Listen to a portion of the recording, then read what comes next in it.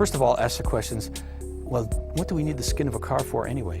What's it there for? Does it have to be made out of metal? Do we have to make it always in the same manner? Or is it there for different purposes than we thought? In reality, the aspects of crash and stiffness and ride handling can be handled in a space frame type vehicle entirely without the skin.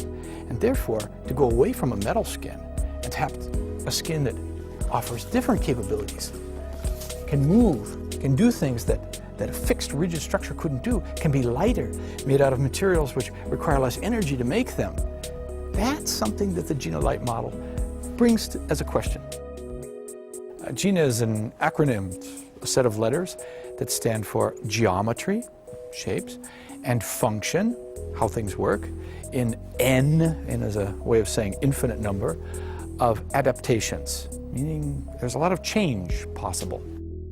This started a whole chain of ideas within the company here that GINA became not just a model that became a shape or just about cloth as a skin. It became about a thinking process, a philosophy that said, let's do things differently.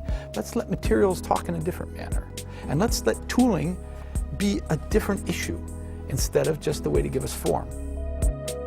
Well, one nice thing about GINA is the materials kind of lead the way. It doesn't take very much and you get an idea exactly what this car is going to be like.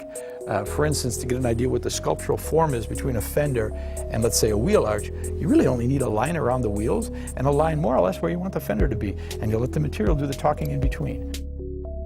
And then, just like you would if you were getting a suit made, you made the first mock-up, you made the first forms and patterns, you sewed it up, you tried it out, made another one a little bit closer, and when you finally got the final one, zip, you put it on. It takes about 2 hours to put the skin on this car.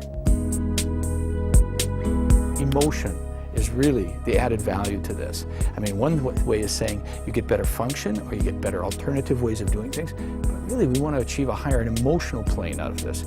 And then finally, and I think this is to me one of the most importantly, and that is the level of humanistic content that we can bring with GINA in. GINA should be about the human in the loop, the human way of doing things. The GINA philosophy, in its short form, is about being flexible. Thinking flexible, acting flexible, context over dogma. That's it.